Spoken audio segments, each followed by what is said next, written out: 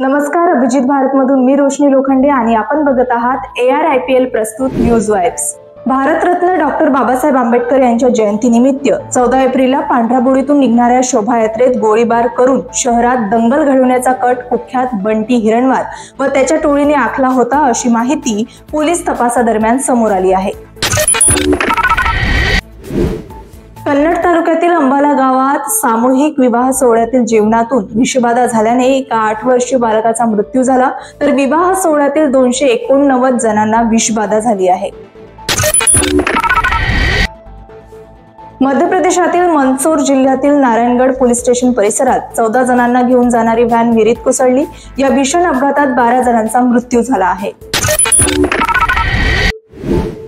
26 Rafale marine लढाऊ विमानांच्या खरेदीसाठी भारत आणि फ्रान्समध्ये आज 63,000 कोटी रुपयांचा संरक्षण करार होणार आहे।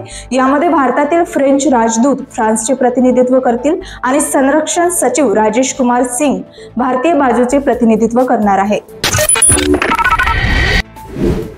अभिनेत्री समंथा रुथ प्रभू निर्मित शुभम चित्रपट लवकरच प्रेक्षकांच्या भेटीला येत आहे। रविवारी या चित्रपटाचा ट्रेलर प्रदर्शित झाला, ज्यामुळे चाहते उत्साहित झाले आहेत। 5 वेळा विजेत्या मुंबई इंडियन्सने IPLच्या इतिहासात 150वा विजय नोंदविला आहे। त्यांनी चालू 18व्या सीझनमध्ये लखनौ सुपर जायंट्सला हरवले आहे।